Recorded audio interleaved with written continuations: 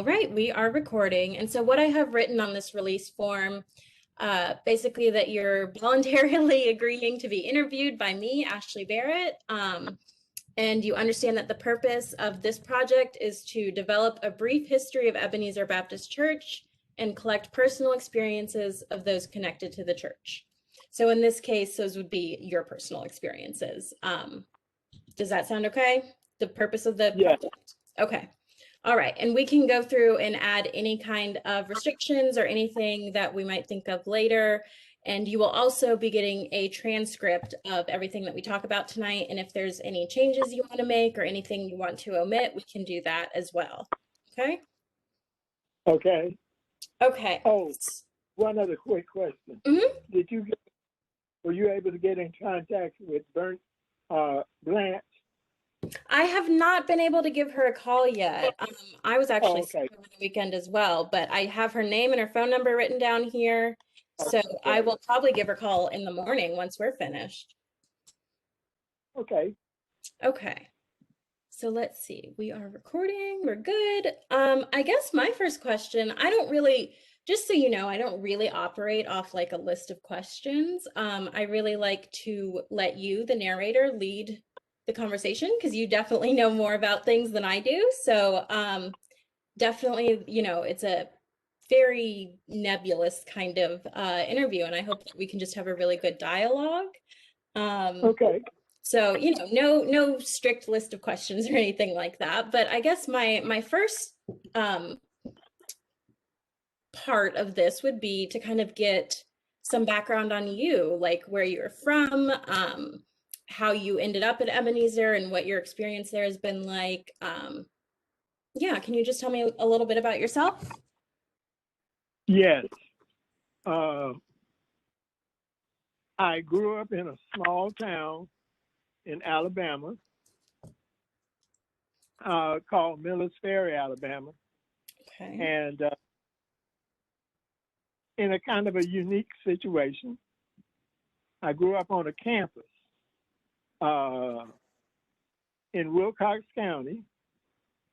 My father was the principal of a school there, and my mother was my teacher. She taught me for 4 years, for 3 years, second, third, and fourth grade. And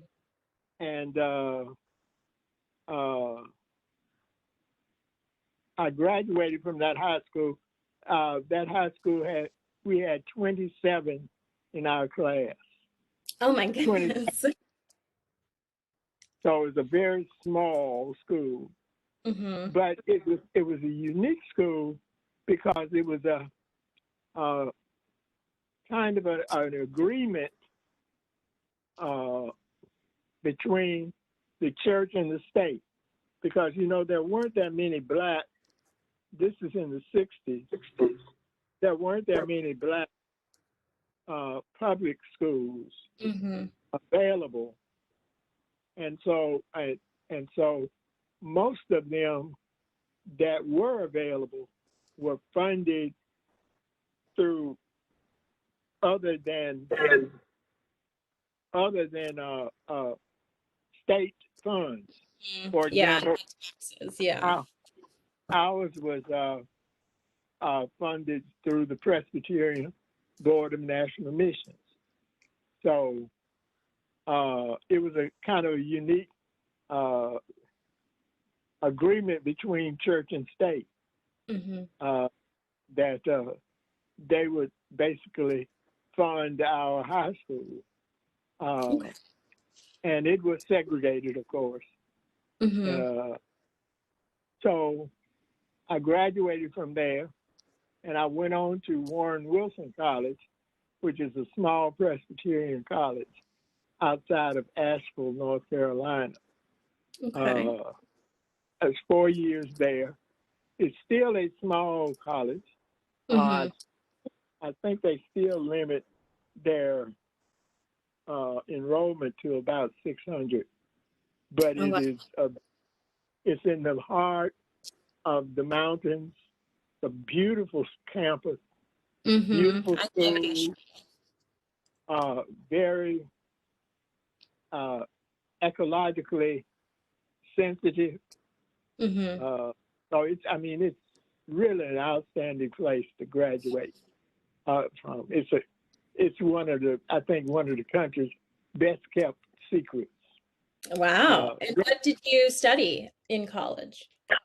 I was a history major at Warren Sorry? Wilson. A history major. A history major. Well, there we go. Me too. Yeah. Okay. So it was, and we had some great history teachers there too, as well. Okay. It was also there that I met for the first time John Lewis. Wow. Okay. Because I was, and this shows you how life is funny. There was a situation at the college where they had selected cheerleaders, and of course, Warren Wilson was at that time, still is, predominantly white, and so none of the black young ladies got selected cheerleaders. So as a consequence, there was some strife going on the campus. Well, it just so happened that John Lewis was speaking at the college chapel. And after his speech, I had the opportunity to sit down with him and discuss our issue and get recommendations as to what we should do. And he told me to, get everybody together, let them air out all of their grievances, and then come up with a solution. And that's basically what we did, and it was successful. Yeah, so it worked out well? Right. Okay. So fast forward that about, I guess maybe about 4 years, 5 years, I'm coming out of Ebenezer because I had just joined at that time. This was around 77. How did you end up in Atlanta after college? How did you end up in Atlanta after college? Well, that's another interesting story. I was at Troy State University. That's where I got my teaching certification. Okay. And I got interviewed at Troy State for DeKalb County, Georgia. Wow. And that was quite. I mean, the guy told me to fill out my application that day, and he took my application back with him, and that was about a week before I finished at Troy State. Well, the next week, I was teaching in DeKalb County. Wow, speedy process, huh? I'm telling you. I mean, he told me to fill out this application. I'm gonna take it back with me, and he sure did. And I got that job, and I worked with DeKalb for 29 years. And I retired from DeKalb in 2007. My goodness. Okay. So what were you teaching? Were you teaching history? Well, I only taught the students for 1 year, and I was teaching history. But then I got promoted to the being the coordinator of the computer department. I served at that position. And then I went from there to the coordinator for the elementary social studies department.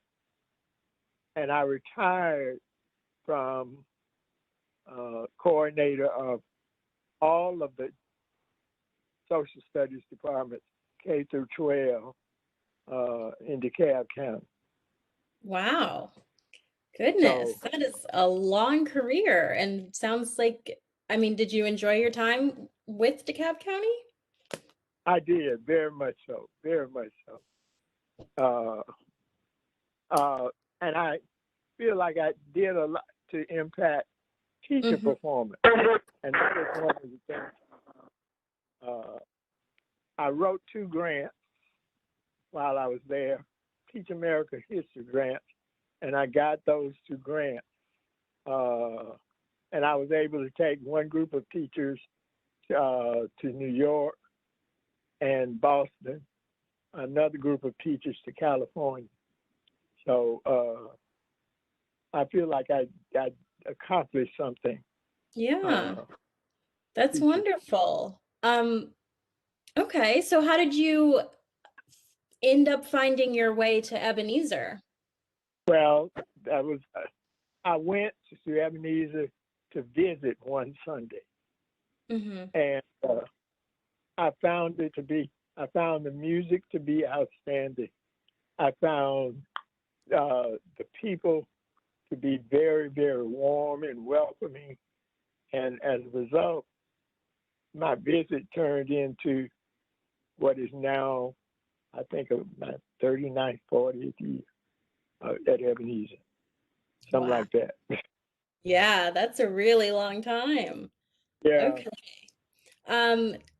So when you say you went to visit, were you just kind of like a tourist type thing? You wanted to see this particular church, or what drew you there originally?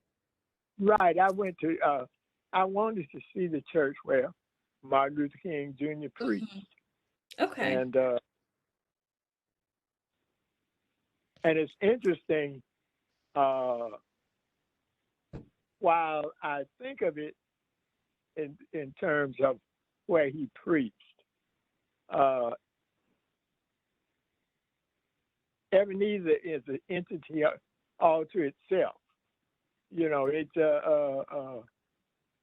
it had so many people who were influential in my life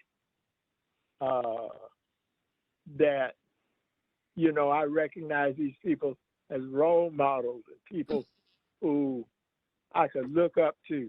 And I'm sure that these are the same people who inspired Martin Luther King Jr. to do the kind of things that he did. And that's one of the reasons I told you I did do a book. I have done a book. I have a copy of your book sitting right here next to me. Okay. And the reason why I did that book was because I wanted people to understand that Martin Luther King Jr. didn't develop out of just a vacuum. Martin Luther King had influences throughout his life that led him in the direction that in the path that he took. There were many, many people. Yeah, it's so interesting you say that, because I spoke to Mr. Decree last week, and we talked about something similar, how you know, for Dr. King Jr. to be such an incredible person and leader, he obviously had grown up with incredible influences. And yeah, I really had to do my research on the King family tree, because I hadn't realized how much of Ebenezer's history was back all the way to 1880, and you know, I didn't know that there were wives that were serving in such a capacity at the church. I was just really impressed, and I learned a lot looking at the family tree and by reading your book. Right. You know, one of the things too, his grandfather was the one who built the church on the corner of Auburn and Jackson. That would be A.D. Williams, right? Right. Okay. His grandfather was also the one who brought, in my opinion, Ebenezer to its influence in the city of Atlanta. Yeah. Yeah.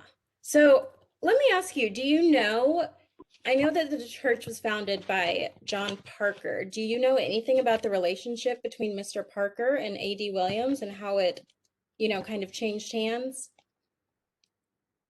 Well, apparently they were friends. Okay. It seems like in somewhere in some of my reading, I've seen that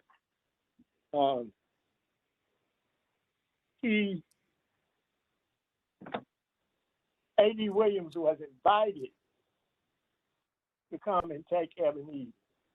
Okay. Okay, so for the sake of the recording, you, Mr. Ridgeway, published Images of America, Atlanta's Ebenezer Baptist Church in 2009. And so I guess we can go ahead. I think there's going to be a lot of parallels and overlap between your personal experiences and kind of the history that you learned while you were creating this book. Do you think that's fair to say? Yes. Okay, and so one of my first questions is,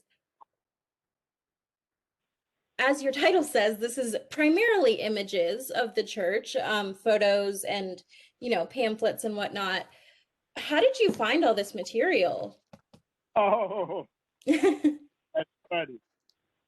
Funny that question. I'm sorry? When I retired from the school system, there was one lady.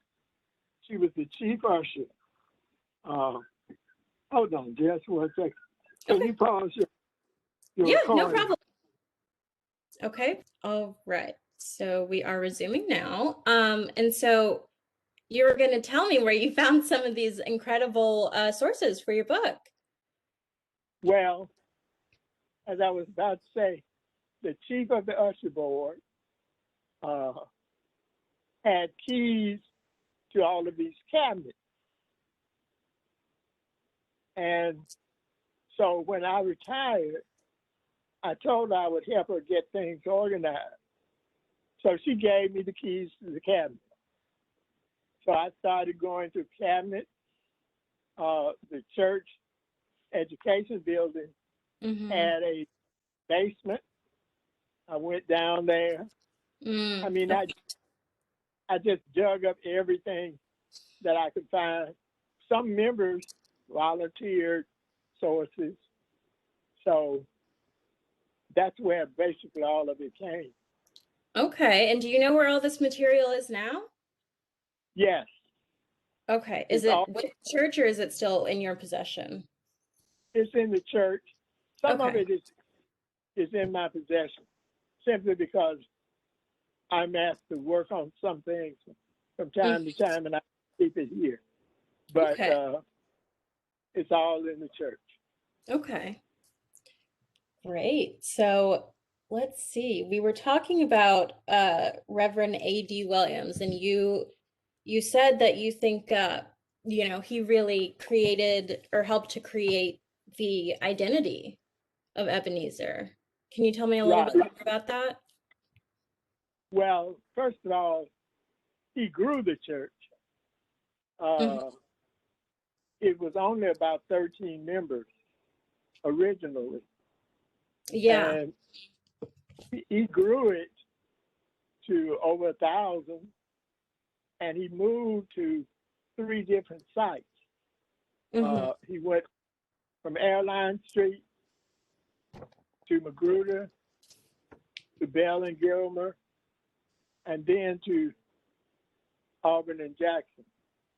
And they had a site on Edgewood that they stayed in while they were finishing up the church on Jackson Street. Okay.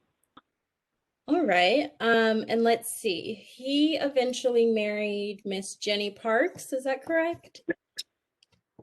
Okay. Let's see. And then they built what we now call the old sanctuary. Let's see. And can you tell me a little bit about Ebenezer's involvement with the Booker T. Washington High School in Atlanta? Well, it was through the efforts of A.D. Williams that that school was constructed, because there were no public high schools in the city of Atlanta for African American students. Mm-hmm. No public. Some of the colleges had private schools, but there were no public. And Booker T. Washington was the first public high school in the city of Atlanta for African American students. And it was through the efforts of A.D. Williams that that school was constructed. Okay. Okay, so let's see. And do you know off the top of your head how long AD was the pastor, the reverend for? Of Ebenezer? Yes. From 1894 to 1931. Wow. That's a long run too. Yeah. Okay, right. And so after AD, we had the Reverend King Sr., correct? And he served from 1832, I'm not 1830, 1932 Mm-hmm. to 1975. Okay. Another long run. Yeah, that's even longer. Okay, and so let me ask you something. This was not in your book, but I did see it in my research online. Do you know anything about Reverend King Sr. changing his name at some point? Yes. Can you tell me a little bit about that? And there are different stories about, there are two stories about that. One of them, that year, that was, I think, I'm trying to remember, I want to say it was 1939, I believe. I'm not exactly sure. But that year, Martin Luther King Sr. went to Berlin as a part of the International Baptist Convention. He was part of the delegation that went from Atlanta. And one of the stories is that he changed his name because of Martin Luther. Right. Okay. So he was really influenced. Okay. Right. That's one story. But the story that Martin Luther King Sr. writes about in his book is that he changed his name after his father died because he was named after some relatives in the family. That's what Reverend King Sr. says in his book. Okay. Okay. And Reverend King Sr. was from Georgia, right? He was from the area? Right. And let me mention one other thing. When Reverend King got married to Alberta Williams King, his name was, at that time, his name was not Martin. Right. Okay. It was after that his name was changed. Because his name was as long, and so was Martin. Martin was born then too, Martin Jr. And his name was changed as well. Wow, I actually have not seen that. Yeah. And so we mentioned that Reverend King Sr. married Alberta Williams. That was AD's sister? Daughter. His daughter. Okay. Okay. And so is that how Reverend King Sr. came to be the pastor at Ebenezer, or do you know how that exchange kind of happened? Well, Reverend King had assisted Reverend Williams in some prior years to Reverend Williams' death, and but he had gone back to a church that he pastored called Travelers Rest.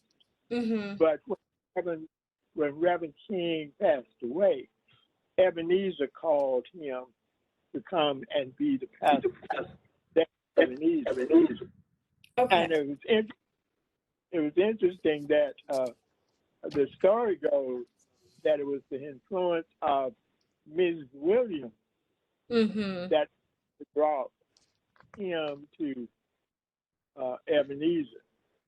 Yeah, I'm sure she felt connected to the church since her father had, I'm sure she was raised there, right? Right. Grew up in the church too. Mm-hmm. Okay, let's see. All right. And so can you tell me, what would you say, I mean, we've mentioned the buildings and the Booker T. Washington High School. Is there anything else that, in your opinion, really Reverend King Sr., or I'm sorry, AD or Reverend King Sr. did to help Ebenezer develop, the kind of identity that it has and that we've recognized for a long time, that's based in social justice, and is kind of seen, as a really prominent church in Atlanta and in the South, really. Well, Reverend A.D. Williams was also responsible for the establishment of one of the first NAACP chapters in the city of Atlanta. Okay. And interestingly enough, something that I found out, I don't know, have you been watching any of those documentaries about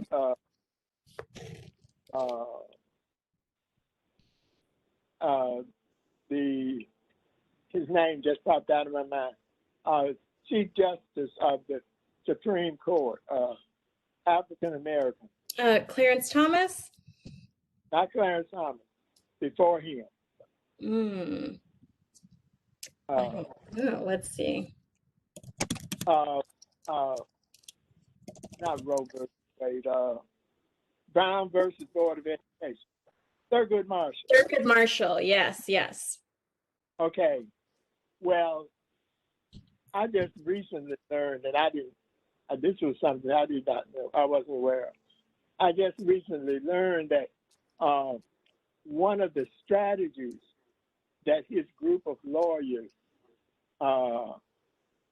were following to defeat segregation was to press the enforcement of the Plessy versus Ferguson concept, separate but equal.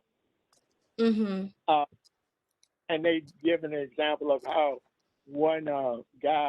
they got this one guy into the University of Maryland because he wanted to enter the law school. Mm-hmm. And they would not allow him to enter. But when they were sued to enforce the Plessy versus Ferguson idea, they could not meet that challenge, and as a result, they allowed him to enter the white law school.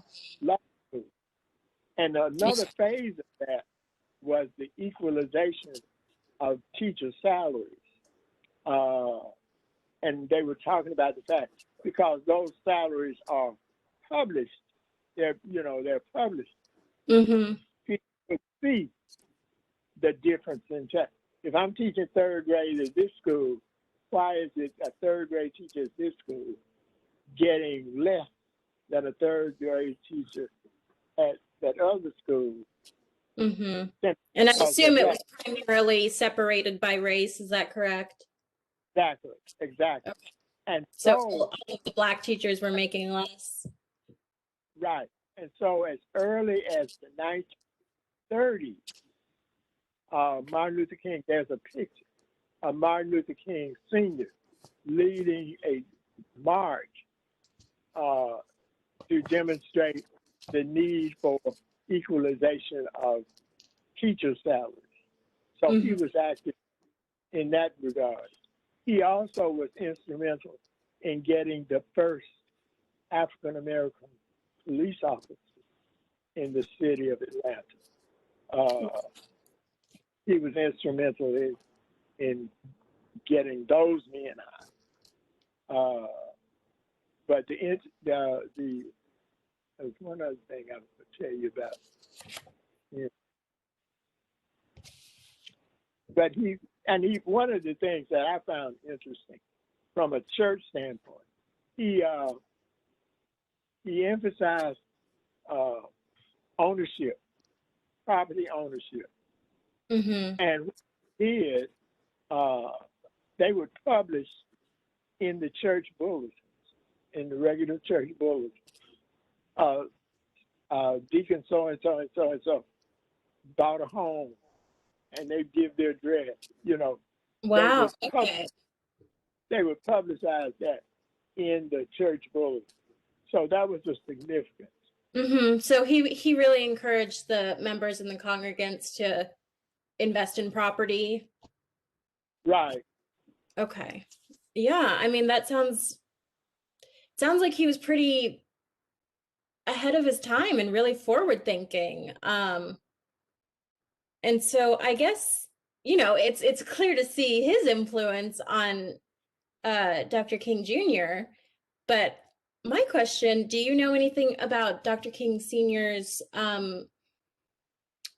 I guess youth or education? Where did he kind of develop this method of thought and this progressive attitude? He got a lot of his from his father-in-law. Okay, that makes sense. But interestingly enough, both Martin Luther King Jr., not Jr., Martin Luther King Sr. and A.D. Williams, both of them had very little elementary school education. Both of them got most of their education as adults. Yeah. They didn't do a lot as kids. Yeah, at that time it wasn't very accessible. Okay. That's really interesting. Okay. The other interesting thing about that, and this is just a side note, both Martin Luther King Sr. and A.D. Williams married up in terms of, because Ms. Parks, A.D. Williams' wife, her family was relatively influential family here in Atlanta. I did read that in your book. And so was Alberta Williams. She was an influential member of the Atlanta community as well.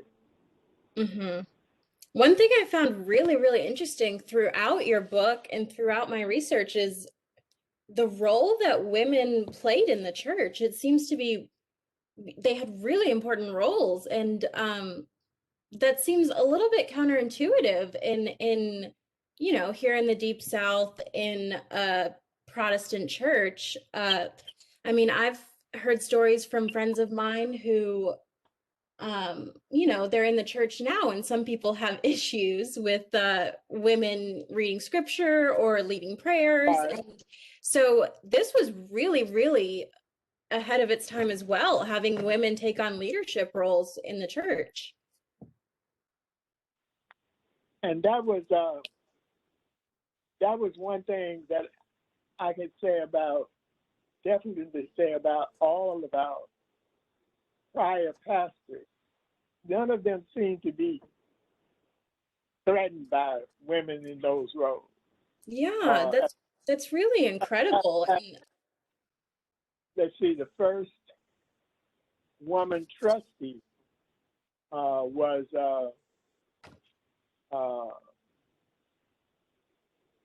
under Reverend King Sr. Mm-hmm. A woman on the trustee board.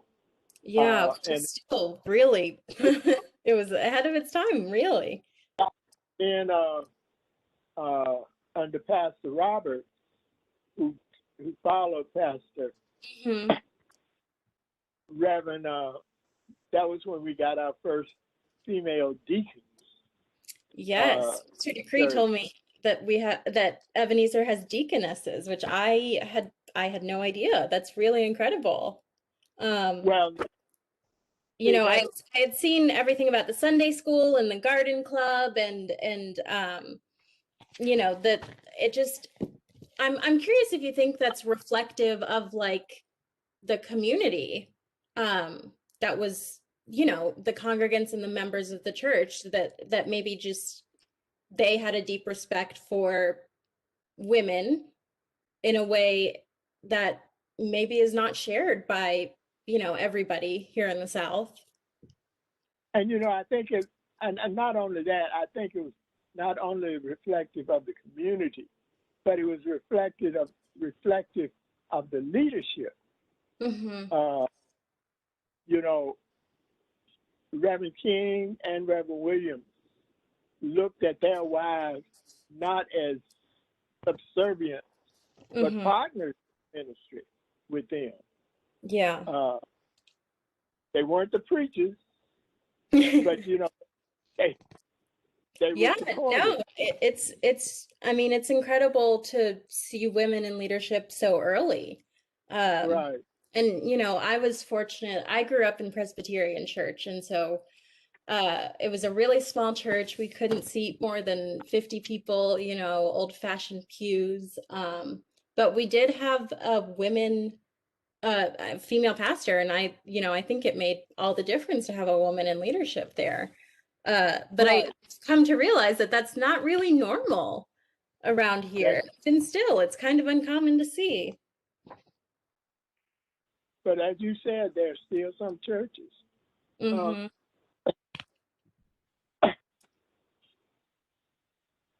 Well, you know, now to be honest with you now, Ebenezer did. I remember when we got our first female assistant pastor Mm-hmm. with Pastor Roberts, and there were some people that were a little bit taken aback by the fact that he hired a female assistant pastor. Mm-hmm. But like I said, because of the way he treated her, Yeah. the congregation followed his lead. Mm-hmm. Well, so it's interesting that you say that. This was another thing that I had spoken to Mr. Decree about, and you know, when we talked about Reverend King Sr., and then as we got closer to talking about Reverend King Jr., um, I guess my question to you is, do you know of, or do you think that there were members or congregants who um, left or stepped away from the church as Reverend King Sr. and Jr. both became more progressive and more involved in politics and civil rights? Do you know if there were a large number of people who disagreed with that stance or disagreed with the methods? Was there any impact on the church and the congregants? I don't know of any large scale. Mm-hmm. I do know that everyone who I put it this way, somebody put it this way for me. Everyone who loves Dr. King now did not necessarily love Dr. King then. Yeah, absolutely. That's you know, people people who don't study history don't always realize that, you know? He was not popular with everybody back then. Especially when he started to talk about the war. Yes. So that's Uh, something I actually wrote my undergrad capstone on Dr. King Jr. and I basically tracked kind of his political progression. And I mean, I'm of the opinion, and I'd like to hear your opinion, but I think that, you know, people really, really started to dislike him when he started talking about war and poverty, you know, and looking at political systems rather than race. You know, I think people, I don't know, he became more of a threat to the system. Would you agree with that? right, right. Because he's, as some might say, he went outside his lane. You Yeah. know, Yeah. talking about what the military does in war and poverty. Those are not the kind of things he needed to be talking. It's fine if Mhm. he talks about race. You know, that's what affects black people. Yeah. But those Mm. other things, and see, that was the problem. Mhm. Society was looking at those things as something that didn't affect African Americans, Mhm. but yet still a huge number of African Americans were going off to fight in the war in In Vietnam. Vietnam, Mhm. and yet, you know, that wasn't supposed to impact us. And you Yeah. know, the other thing that I recently came across was the fact, and see, this is something that gets me every time I think about it, the treatment of African Americans when they came back from the war. Even from Uh, World War II. but from World War II Mhm. was worse than Mm. some of the Germans received, the treatment some of the Germans received. It was Yeah. not, there were some places in South Carolina where the troops, the prisoners of war, German troops of war were, and they could go into town. Mhm. But African Americans who had served in the war couldn't go into town. Yeah, not here at home. Okay. Yeah, It's you know, you know, really, like, yeah, it's really interesting to me. We haven't met in person, but I'm biracial. My mom is German and my dad is African American. And so I have this kind of, you know, look on both sides of it. And it's just, it's really incredible the way that yeah, I've read a lot of stories about um Black soldiers who were much more comfortable in Germany after the war and people who moved there. And, you know, it's just a shame that they couldn't come home and be comfortable. that's true. That is true. Okay, let's see. So can But you tell me a little bit about Reverend King Jr. when he was preaching at Ebenezer? well, you know, unfortunately, I did not have the opportunity to actually hear him preach at Mm-hmm. Ebenezer. I have collected as many of the bulletins, church bulletins, as I've heard where he preached. And, you know, I think that would be some kind of an interesting thing to do, Yeah. uh, to look at the sermons that he taught, he preached, and a lot of them are listed, and then compare that to what was going on in the during the civil rights movement. Because Mm-hmm. one of the things that I want to do, I have not done. I haven't gotten around to it. But the letter from the Birmingham jail, Yes. One of my he preached, favorites. he preached that as a sermon at Mm-hmm. Ebenezer. And my question is, was that before or after it was published? I'm not exactly sure. Okay. But that's something that I've been, Yeah, that would be interesting you know, to do. and we've got, I only have one of his sermons where he preached at Ebenezer. I've got only have one. The rest of them are at the King Center, and they have transcripts of them all, I think. Mm-hmm. Okay. Because one of because I was told that was one thing that Mrs. King did. Mm-hmm. She made sure that his sermons were recorded, and it's interesting because she was influential. She really did know that,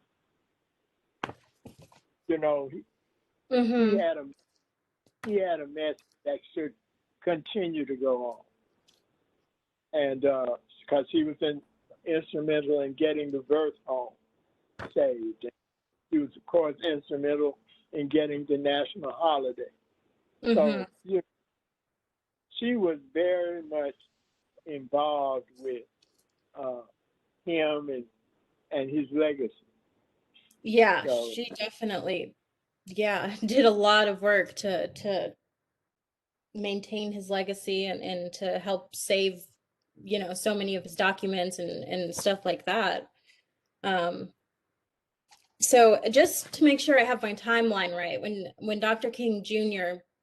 Came to Ebenezer, he was he was co-pastor with his father, is that correct? right. Okay, and so then when he started to get more involved in the civil rights movement, I assume that he wasn't able to be at the church preaching every week. So his father continued on in his absence. Yes, but it's my understanding that he planned to be there every first and third Sunday. Okay. And I've got the dates that he was there, as many as we could collect. Mm-hmm.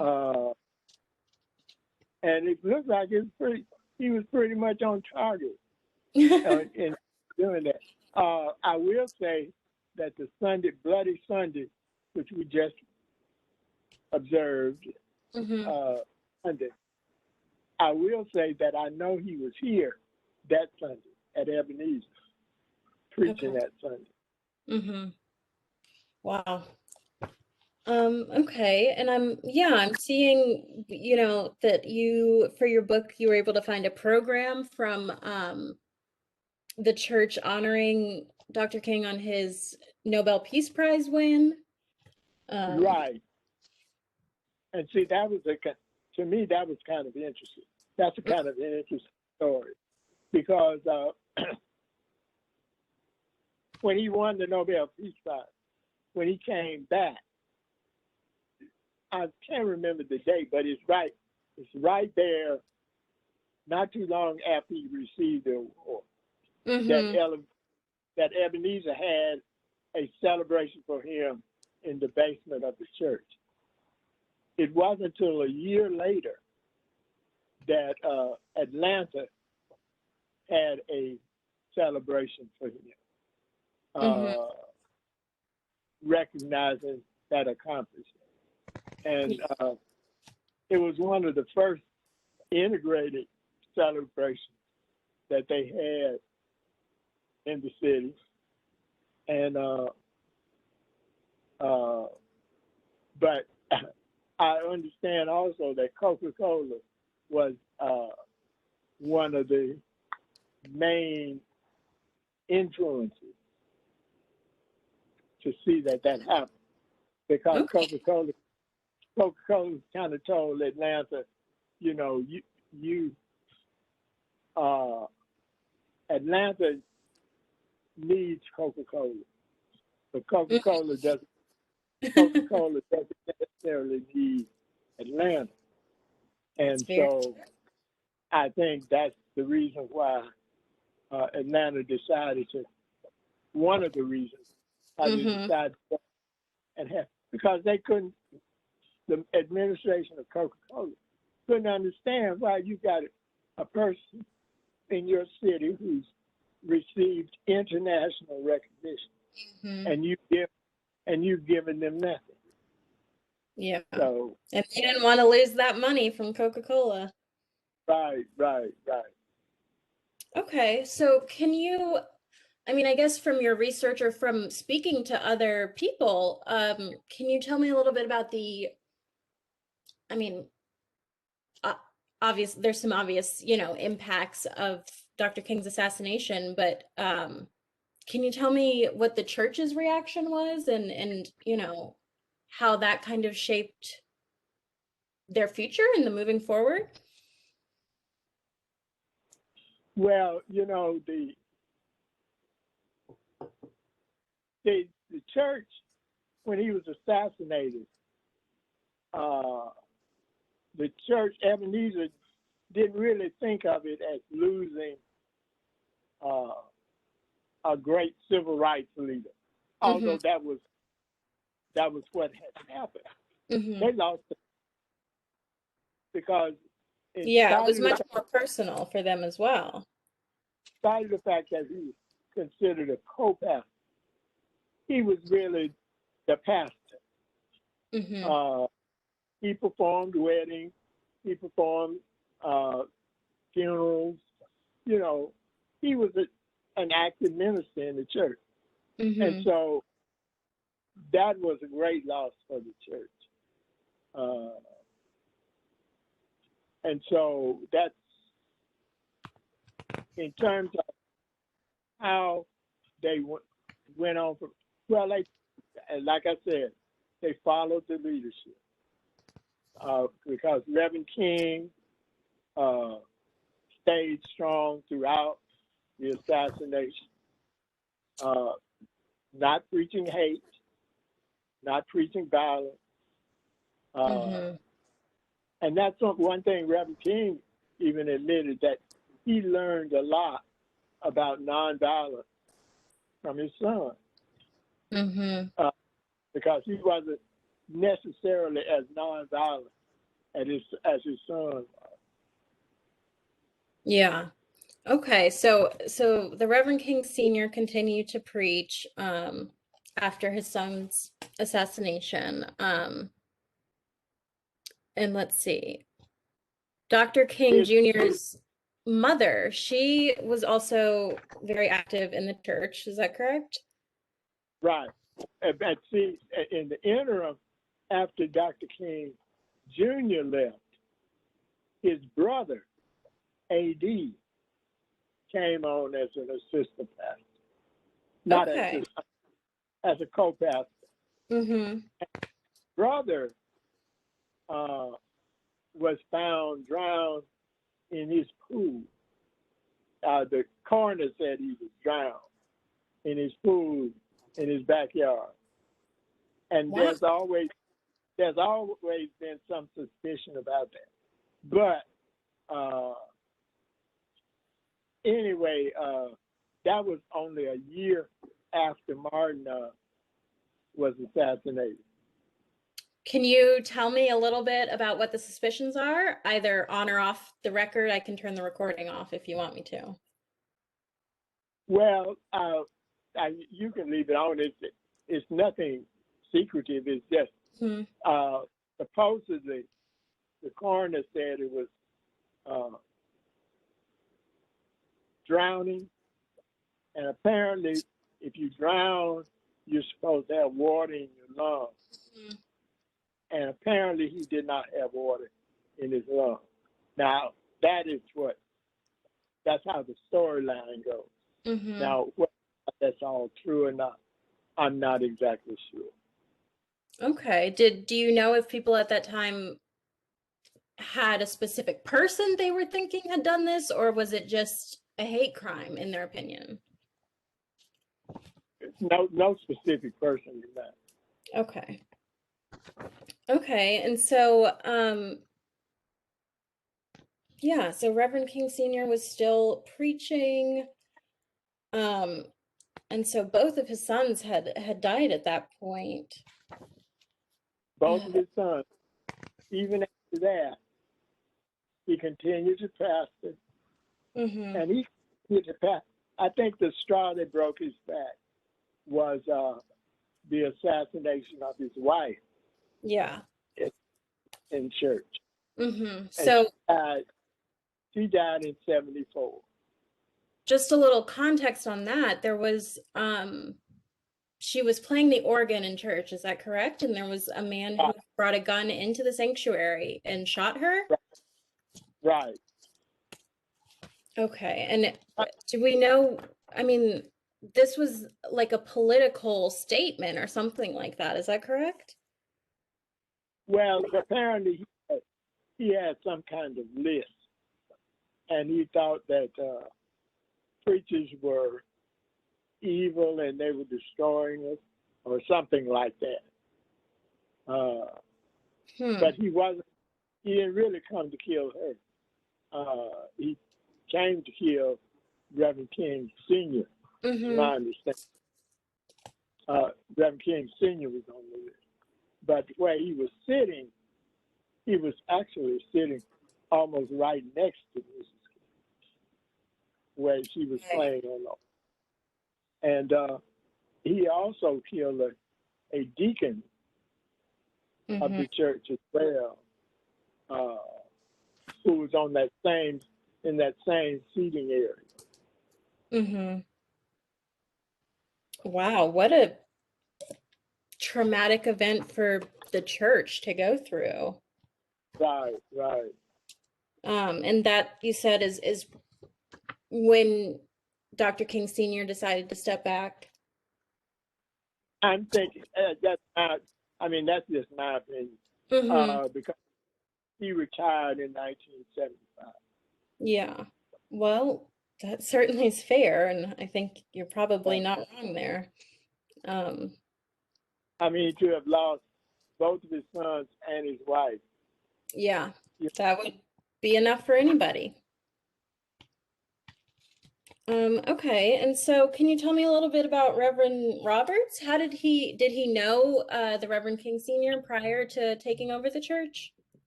He did, and again, it was through the influence of the wife, Okay. Mrs. King Sr. had heard him preach, and she suggested to Reverend King Sr. that he brings this guy, Reverend Robert, to preach at Ebenezer, just to, hear him preach and stuff. And so he did, I think. But the interesting thing about that, Reverend Roberts he grew up through the Presbyterian and the Lutheran, but I think it's the Lutheran. I forget the other. But anyway, in terms of baptism, there was not total immersion. And so Reverend King suggested to Reverend Roberts that, in the Baptist church, we immerse people. And he baptized Reverend Roberts. Right. Okay. He baptized Reverend Roberts in January, and Reverend Roberts became the pastor of Ebenezer in August. And what a beautiful way to honor his wife as well for Dr. King. Exactly. Okay, let's see. And can you tell me a little bit about Reverend Roberts' time at the church? I mean, he obviously continued on, the legacy of social justice and caring for the community. And he did. I mean, there were things like he had opened up a market for a fresh vegetable market at the church. There was also a Golden Age Resource Center for senior citizens, a kind of daycare for senior citizens. Okay. That was opened up during his term, and they started something called the Love Feast, and that's still going on. It's around Valentine's Day, where the homeless people are invited in for a meal and for clothes and stuff like that. Mm-hmm. So he was very much socially oriented as well. Yeah. Okay. And so one of the questions that I asked Mr. Decree that I'd like to ask you as well, do you think that obviously Ebenezer has, you know, a legacy as an institution itself, but there's also the legacy of, you know, just incredible leadership coming from the church. You know, as we've seen as far back as A.D. Williams up to like today, with Reverend Warnock being elected to the Senate. And so do you think that the role of Ebenezer shaped these leaders, or do you think that like-minded people are attracted to Ebenezer and they shape the church, or maybe both, I guess? I think it may be a combination of both, because each one of our ministers have stood on the shoulders of the ones that became before them. Mm-hmm. And as such, I think, you know, they have seen the progress that they've had. And, you know, and the impact that so many people have, you know, exactly, felt Ebenezer. exactly. They've made a difference in the world in a really big way. Exactly. And, you know, like I said, the people who influenced these leaders continue to, I mean, some of them continue to be there, to Mm-hmm. stay there. Mm-hmm. And so they were influential to others. Okay. Yeah, there seems to be a really like kind of symbiotic nature there that you know, Ebenezer has long had this reputation, and so people who are social justice minded and progressive and forward looking, I'm sure, are drawn there, but they also are shaped there. And I think that's a really like wonderful thing. You know, and I've been really intentional in this project. It could be, you know, really easy to get bogged down in Martin Luther King Jr. and just making it a project about him. But I think the church, you know, while he's an integral part of that, the church itself has such a rich history. I wanted to make sure I was keeping, you know, keeping a really wide net open. And I appreciate you for that. Yeah, I think, you know, Dr. King obviously was a wonderful human being who made such an impact on the world, but Ebenezer was such an integral part of that. It deserves, you know, study all on its own. Right, right. Mm-hmm. Okay, I just have a little bit left. Can you tell me anything about Reverend Warnock? Yes, I will tell you this. One of the things that Reverend Warnock has done, and it, you know, it just worked out that way. When he came to Ebenezer, Ebenezer was like all those other churches in the world, printing bulletins, making announcements, stuff like that during church service. Well, he brought technology to the church. We have a app, an Ebenezer app, and Oh, wow, I didn't know that. and all of that stuff like that. And so we had that prior to the pandemic, Mm-hmm. because we had already began to go technology. Yeah, so he really And modernized things. so when the pandemic really hit hard, Mm-hmm. it was not difficult for Ebenezer to make the transition Yeah. to the virtual world Mm-hmm. because we had already begun to make that transition. Mm-hmm. So that's one thing. And he continues to do things like that. Again, when, you know, Hurricane Katrina in Mm-hmm. New Orleans, one of the things that he did was he led a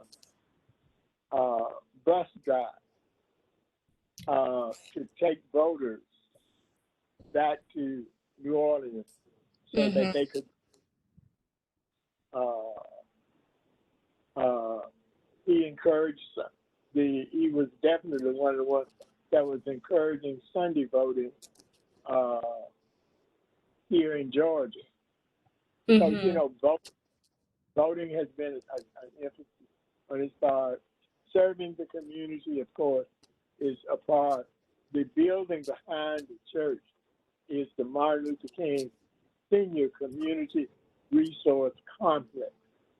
And in that building, there are a number of social services where people can come in, get taxes done, different things done relating to their needs. Yeah. That's another one of his legacy items. So I guess as far as looking towards the future, is Reverend Warnock going to continue to preach and be involved in the church as he's serving us in Senate as well? Or does he have any plans in regards to that you know of? I don't know. Okay. That I don't. Okay. Well, I'm super excited to see him and John Ossoff in the Senate, and I think he has a brilliant opportunity to create another beautiful, wonderful legacy for Ebenezer.